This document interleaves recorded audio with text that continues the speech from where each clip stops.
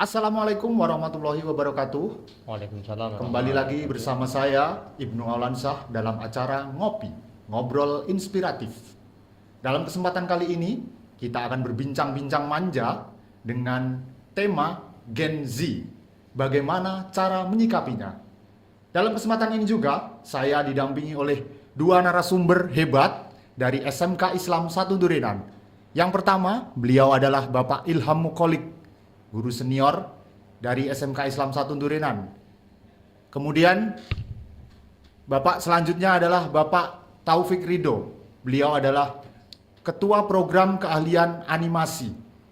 Nah, Bapak Taufik, Bapak Ilham, selamat sore. Sore. Selamat sore. Bagaimana kabarnya Bapak hari ini? Alhamdulillah sehat. Alhamdulillah sehat walafiat. Bapak, kali ini kita akan mengangkat tema tentang Gen Z. Jadi Gen Z itu sangat unik dan bagaimana cara menyikapinya itu juga sangat menarik untuk kita bahas dalam kesempatan kali ini. Bapak, untuk yang pertama, saya ingin menanyakan bagaimana perbedaan karakter atau perbedaan perilaku dari Gen Z daripada generasi-generasi selanjutnya. Kalau menurut Bapak bagaimana? Bisa bergantian? Mungkin Alhamdulillah. terima kasih Mas Ibu. Terkait dengan Gen Z di era sekarang dan mungkin era masa lalu ya. Iya. Era mungkin 80-an dan sebagainya. Itu yang jelas kalau dibandingkan itu cukup jauh rentannya. Artinya kalau era masa 80-an itu kebetulan kami mengalami sendiri, Oh, jadi iya. pelaku sejarah. Betul. Jadi begitu. Itu yang jelas semuanya serba tradisional kalau dulu itu. Jadi belum ada perkembangan teknologi seperti sekarang ini. Jadi waktu itu sehingga katakan untuk generasi muda era itu biasa kondisinya itu jauh beda. Artinya generasi muda pada masa itu fokus. Katakan kalau sekolah ya sekolah saja, Iya. karena belum ada yang ganggu-ganggu terkait dengan teknologi seperti sekarang. Oh iya, betul Jadi sekali. berangkat sekolah ya berangkat sampai tujuan, tidak pernah ada kemudian belok ke warung kopi, tidak ada. Jadi seperti itu. Jadi seperti itu. Itu kalau menurut saya dibanding sekarang kan ya kita tahu bagaimana anak-anak sekarang Iya. dengan perkembangan teknologi yang serba canggih, sehingga juga mau tidak mau itu juga berdampak terhadap pola pikir dan juga sikap anak-anak kita sekarang. Mungkin begitu. Mungkin begitu. Kalau menurut Bapak Taufik bagaimana kalau menyikapinya? Oke, terima kasih untuk perbedaan generasi yang kita sebut sekarang sebagai generasi Z ya. Iya. Generasi paling terkini. Saya rasa perbedaan paling menonjol pada mereka adalah kekuatan mentalnya. Artinya apa?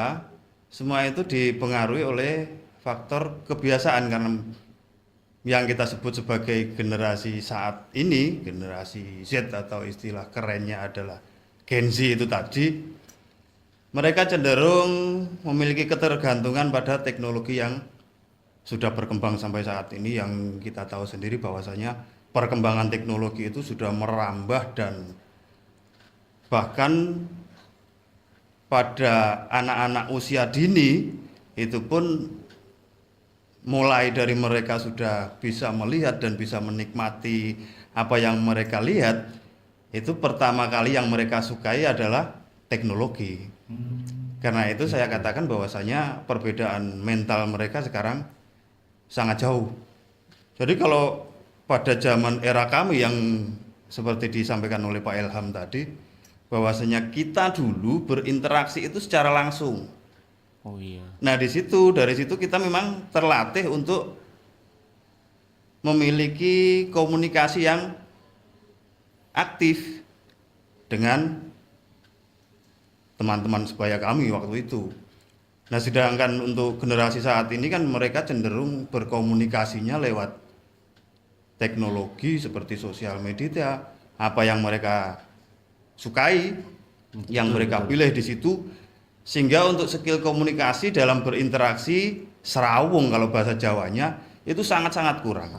Jadi di situ. Makanya saya katakan bahwasanya perbedaan mental generasi dulu, generasi kami mungkin ya, dan juga generasi terkini itu ada pada mental-mental mereka. Mungkin itu yang harus kita nantinya ke depan harus kita antisipasi dan kita kembangkan lagi untuk generasi saat ini. Betul sekali, menarik sekali karena Bapak tadi juga menyebutkan tentang peran media sosial juga. Nah, untuk sekarang ini kan di SMK Islam 1 Durenan itu kan ada jurusan animasi ya Pak? Iya betul. Ya, ada jurusan animasi. Nah, itu kan erat kaitannya dengan media sosial dan juga teknologi. Nah, kalau untuk Bapak sendiri, media sosial dan teknologi ini Bapak artikan sebagai tantangan ataukah sebagai peluang ketika menghadapi siswa-siswi yang notabene generasi Z saat ini ya? Iya betul. Itu gimana Pak cara menyikapinya kalau masalah untuk media sosial saat ini kan sudah rata-rata Mas Ibnu ya? Iya. Jadi semua lini bahkan mulai enggak pandang usia.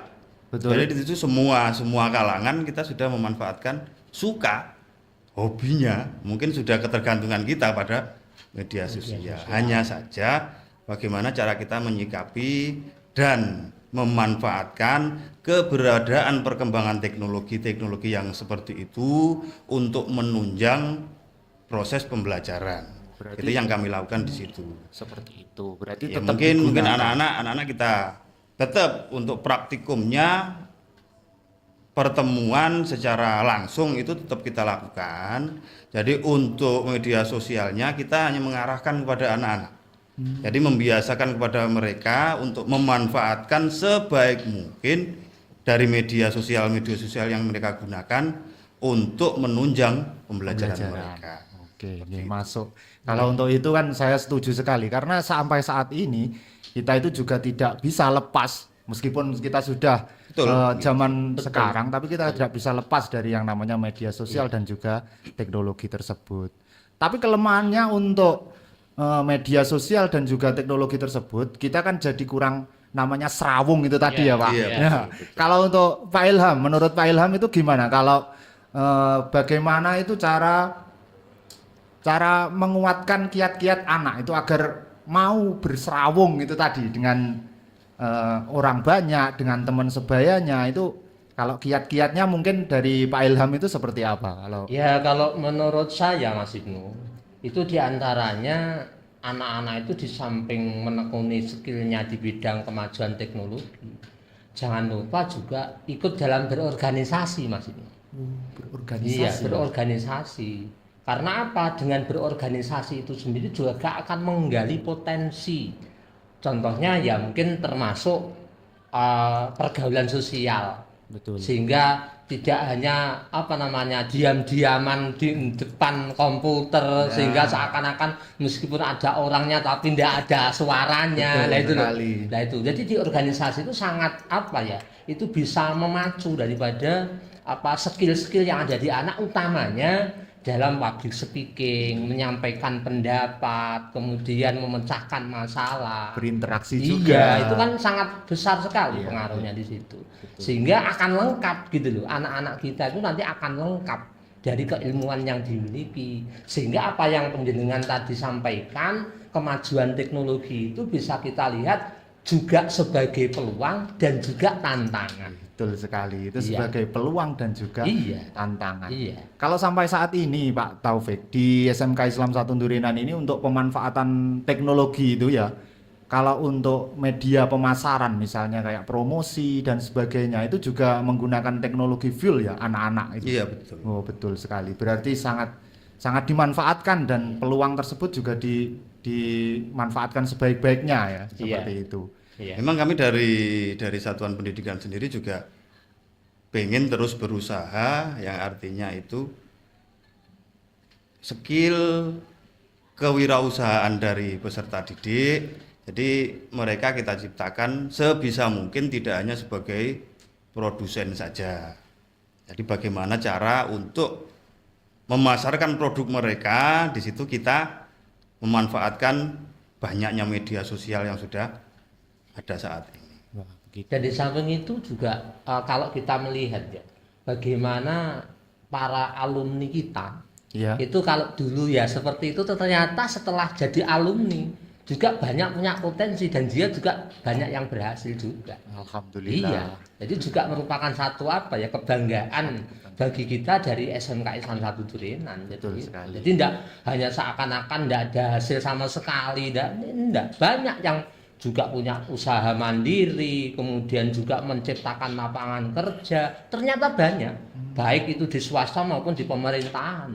Ini juga apa ya patut kita acungi jempol lembaga ini gitu loh. Bagus Iya, sekali kalau oke. seperti itu. Jadi kalau memang pemanfaatan teknologi itu seperti itu, jadi kita itu sebagai misalnya untuk pesan-pesan untuk orang tua itu kan bisa tenang kalau Iya. kita menyekolahkan anak di SMK Islam 1 Durenan Betul. ini. Iya. Betul.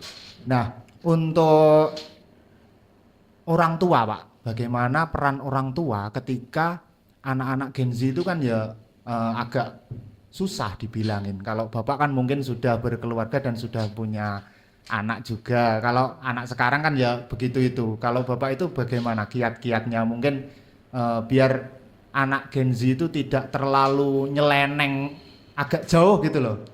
Itu gimana kiat-kiatnya kalau yang seperti itu? Sebagai orang tua ini bukan sebagai guru. Sebenarnya memang pengaruh dari pembentuk karakter untuk generasi saat ini, bahkan dari generasi terdahulu. Iya. Itu yang paling banyak pengaruhnya adalah orang tua. Karena pendidikan itu tidak murni mutlak ada di pendidikan di sekolah, tapi yang paling banyak waktu dimiliki oleh setiap generasi itu kan ada di rumah. Betul. Dan berinteraksi dengan orang tua. Maka sebagai orang tua hendaknya memberikan satu contoh yang bisa ditiru oleh anak-anak mereka, karena notabene seorang anak itu adalah melihat, merekam, dan melakukan. Oh, seperti itu. Jadi diawali dari orang tua Dari itu orang sendiri. tua Kalau sendiri. pengen anak kita itu berjalan seperti apa yang kita inginkan, ya kita kasih contoh apa yang pengen dilakukan oleh anak-anak kita. Seperti itu saja. Sebenarnya kan simpel seperti itu. Iya. Hanya saja untuk saat ini memang terlalu sulit karena memang anak-anak zaman sekarang lebih banyak berinteraksi lewat teknologi, Iya. HP-nya, laptopnya kan seperti itu. Hanya tinggal kita sebagai orang tua bisa lebih inovatif saja, membuat suatu kegiatan di mana mereka tidak ada di dalam, tidak pada saat belajar di sekolah, Betul. saat hari libur misalnya, di situ kita buat kegiatan, kita kemas semenarik mungkin sehingga mereka bisa mengikuti dan melakukan kegiatan yang kita inginkan dengan sukarela gitu. Gitu aja. Karena kalau mereka terpaksa gitu kan tidak bisa istiqomah juga kan gitu. Iya, betul sekali. Seperti itu. Karena anak-anak sekarang itu kan mudah bosan, ya kan? Ya. Sama. Jadi mungkin itu pesan dari Pak Taufik. Kemudian kalau dari Pak Ilham, kalau masalah menyikapinya seperti apa? Coba. Terima kasih Mas Ibnu. Kalau saya ya otomatis ya saya ya termasuk lebih tua dibanding Mas Taufik. Iya. Ya. Lebih senior. Iya. Garamnya lebih banyak soalnya gitu. Artinya begini, yang jelas seperti yang disampaikan Mas Taufik tadi betul. Jadi sebetulnya anak itu sebenarnya juga tergantung sekali peran orang tua. Iya. Jadi pepatah yang menyatakan yang disampaikan oleh seorang tokoh besar pendidikan Ki Hajar Dewantara itu memang betul. Ing ngarsa sung tulodo, ing madya mangun karsa, tutwuri handayani. Itu wajib itu bagi orang tua. Artinya apa? Ketika kita mengarahkan anak, jadi tidak hanya kita memberikan satu perintah atau larangan, tapi berikanlah contoh. Seperti itu. Dan itu wajib bagi orang tua. Karena tugas kita kepada anak yaitu gitu loh.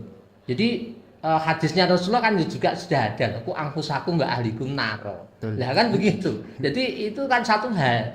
Itu kalau kita oncei begitu sangat panjang sekali. Itu menunjukkan bahwa tanggung jawab seorang, utamanya bapak ya, utamanya itu sebagai penentu daripada bagaimana anak itu nanti akan terbentuk jiwanya, karakternya dan sebagainya. Mutlak. Mutlak. Iya, bapak itu betul lah. Jadi seperti itu. Jadi perannya itu sangat dominan gitu.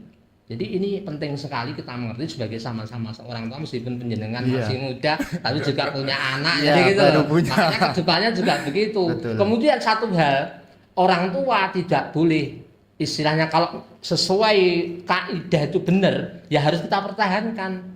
Tidak boleh kemudian kita kalah dengan anak, kalah dalam berarti bukan bertengkar loh ya. Iya. Jadi untuk menanamkan nilai-nilai positif kepada anak.